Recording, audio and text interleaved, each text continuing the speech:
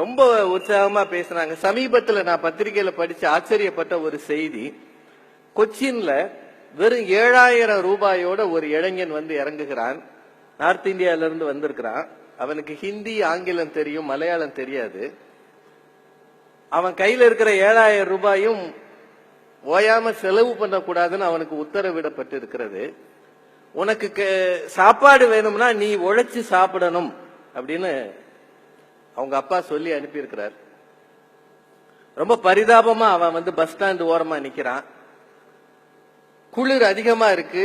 தங்கணும் அப்படின்னா மட்டும் சின்னதா 3rd ரேட் 4th ரேட் ஹோட்டல்ல அவன் ரூம் எடுத்துக்கலாம்னு அவங்க அப்பா சொல்லி இருக்கிறார். 150 ரூபாய் 200 ரூபாய்க்கு கொச்சின்ல சரியான ஹோட்டல் கிடைக்கல. 10 ரூபாய் 20 ரூபாய்க்கு தெருவோரத்து சாப்பாட்டை அவன் சாப்பிட முயற்சி பண்றான். மூட தூக்கலாம்னு போறான். அவன் அழகா இருக்கிறத பார்த்து யாருமே சேர்த்துக்க மாட்டேங்கிறாங்க. அப்படியே ஒரு வாரம் அப்படியே தெருவிலேயே சுத்திட்டு கடைசியில ஒரு ரெஸ்டாரண்ட்ல வேலை கிடைக்கிறது. அந்த ரெஸ்டாரண்ட்ல போய் அவன் வந்து வெயிட்டரா உட்கார்ந்துருக்கான். அங்க எச்சில் தட்டு எடுக்கிறான், டேபிள் துடைக்கிறான். அங்க இருக்கிறவங்க மலையாளத்துல இவனை பார்த்து திட்டுறாங்க. அதை கேட்டுக்கிட்டு சந்தோஷமா வாங்கிக்கிறான். ஏன்னா அவனுக்கு பொருள் தெரியாது. எப்பவுமே பிற மொழியில நம்மளை திட்டினா சிரிக்கலாம், அர்த்தம் தெரிஞ்சது தானே. ஒவ்வொரு ராத்திரியும் அவனுக்கு போராட்டமாக இருக்கிறது. அவனால என்ன செய்வது என்று தெரியவில்லை. 1 மாதத்தை ஓட்டணும். ஒரு வேளை உணவுக்கு இந்த சமூகம் எவ்வளவு கஷ்டப்படுகிறது என்பதை அணு அணுவாக புரிந்து கொள்கிறான்.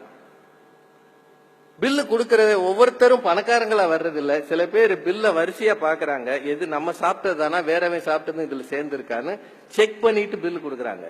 சில பேர் அடுத்தவன் பில்லு சேர்த்து கொடுக்கற அளவு பணத்தோட வர்றாங்க. இந்த சமூகத்தில் இருக்கிற பல்வேறு விதமான மக்களை எல்லாம் அந்த பையன் பாக்குறான். ஒரு 15 நாள் 20 நாள் கழிச்ச பிறகு அங்க ஒரு ஐடி செக்டார்ல வேலை பார்க்கிற ஒருத்தன் வந்து சாப்பிட வரான். இப்ப இவன் வெயிட்டரா அங்க வந்து நின்று ஏதோ பரிமாறும் போது அவன் இவனை பாக்குறான். இவன் வேற ஆள். இவன் ஒண்ணு சாதாரண ஆள் கிடையாது. இவன் முகத்தை பார்த்தாலோ இவன் பேசுகிற ஆங்கில ஆக்சென்ட் இருக்குல்ல, இது எதுவுமே வெயிட்டருக்கான இடம் இல்லை. இது இவன் எங்க கிடந்த பையன் அவனுக்குள்ள ஒரு சந்தேகம் வருது. அவன் இவனை கேட்கிறாடே, நீ ஏன் இங்க இருக்கிற? நீ என்ன படிச்சிருக்கிற? நீ யார்? முதல்ல நீ எதுக்காக இங்க வேலை செய்யற? அந்த பையன் ஒண்ணுமே சொல்ல மாட்டேங்கிறான்.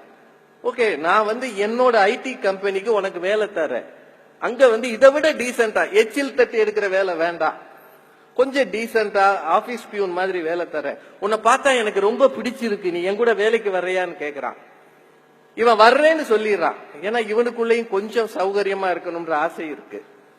அடுத்த நாள் இவன் அந்த ஐடி செக்டார்ல வேலை பார்க்கறவன் போய் அவங்க ஃப்ரெண்ட்ஸ் எல்லாம் சொல்றான், இந்த மாதிரி ஒரு பையன் ரொம்ப அழகா இருக்கான், பணக்கார பையன் மாதிரி தெரியுது, அவனுக்கு வேலை கொடுக்கலான்னு நான் சொல்லிட்டு அவன் மொபைல் நம்பரை வாங்கிட்டு வந்திருக்கேன். அவன் ஃப்ரெண்ட்ஸ் எல்லாம் சொல்றாங்க, உனக்கு இது தேவையா? அவன் யாருன்னு தெரியுமா? ஏற்கனவே தீவிரவாதிகள்லாம் இப்ப உள்ள வர்றாங்க நம்ம நாட்டுக்குள்ளன்னு சொல்றாங்க. கண்ட கழுதையும் வேலைக்கு வச்சு உன் உயிருக்கு விலை வைக்காத, விட்டுரு அப்படின்றான்.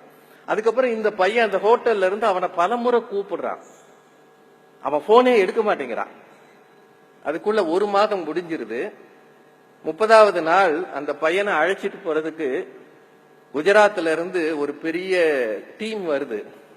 அந்த பையன் இந்தியாவின் முன்னணி எக்ஸ்போர்ட் நிறுவனம் டைமண்ட் எக்ஸ்போர்ட் நிறுவனத்தினுடைய முதலாளியின் மகன்.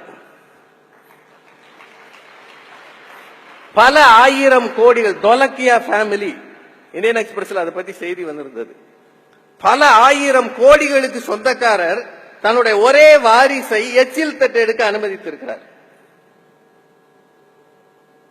வாழ்க்கைனா என்னன்னு தெரிஞ்சுக்கோ. முதல்ல போய் go to the grassroots. தெருவில் நில்லு. ஒரு பைசாவுக்காகவும் கஷ்டப்படு, ஒரு பைசாவுக்காகவும் முயற்சி செய், ரத்த வேர்வை சிந்து. அப்படி சிந்தி வருகிற பணம் தான் உன்னை உயர்த்தும் என்று அந்த பையனுக்கு சொல்லி தந்திருக்கிறார். அவன் அமெரிக்கால படிச்சவன், அவனோட ஸ்டடிஸ் எல்லாம் யூஎஸ்ல. ஆனா அவன் தெருவில் வந்து கொச்சின்ல எச்சில் இலை எடுத்திருக்கிறான்.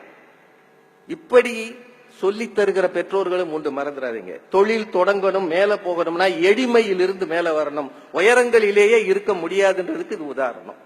தயவு செய்து உங்களுக்கு எல்லாம் அது சொல்றேன்.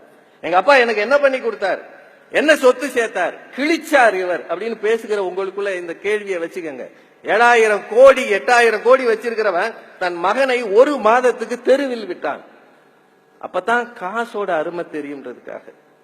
இப்போ ஒபாமாவோட பொண்ணு சாஷா ஒபாமா மசாச்சுசெட்ஸ் ஏதோ ஒரு மாநிலம், எனக்கு சரியா பேர் தெரியல, அங்க போய் ஒரு வெயிட்ரஸா வேலை பார்த்தாங்க.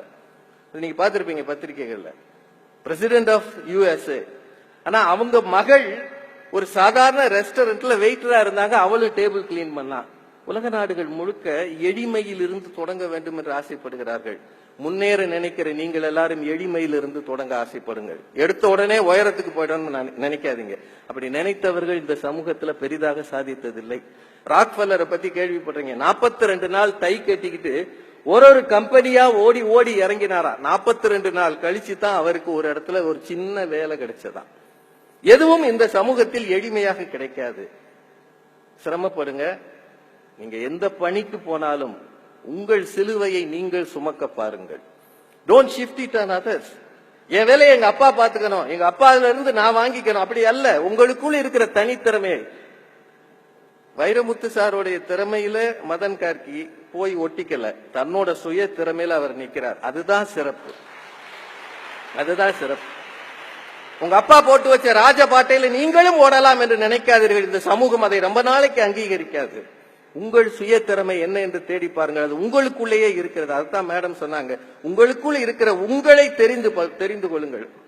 What is in store for you, அதை உங்களிலிருந்து எடுத்து வெளியே கொண்டு வாருங்கள். எந்த துறைக்கு போனாலும் தனித்துவத்தோடு இருக்க பாருங்கள். லட்சியங்களை விட்டுவிடாதீர்கள். நேர்மையாக இருங்கள்.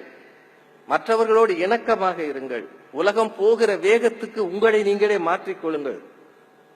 பின்னாடி தங்கி போயிடாதீங்க, பின்தங்கி போகாதீங்க. ஒவ்வொரு நிமிடமும் நம்மை ஜெயிக்க யாரோ ஓடி வருகிறாங்க. PV சிந்துவை பத்தி அவங்க சொன்னாங்க. சாக்ஷி அவங்கதான் குத்துச்சண்டையில சாக்ஷி மாலிக். நீங்க அந்த எனக்கு சிந்துவை விட சாக்ஷி மாலிக் மேல அதிக பிரியம் உண்டு. ஏன் தெரியுமா? 6 நிமிடம் இருக்கிற அந்த குத்துச்சண்டை போட்டியில 5 நிமிடம் 50 நொடி வரை அவங்களை எதிர்த்து போட்டிட்ட அந்த இன்னொரு பெண் தான் ஜெயிச்சாங்க. ஏன்னா அது வரைக்கும் 5 நிமிடம் 50 நொடி வரை சாக்சி வாங்கியது 0 பாயிண்ட், அந்த பொண்ணு வாங்கியது 5 பாயிண்ட். ஆனால் 10 நொடிக்குள் 8 பாயிண்ட் எடுத்து ஒரு பெரிய பிரான்ஸ் மெடலை வாங்கியிருக்கா.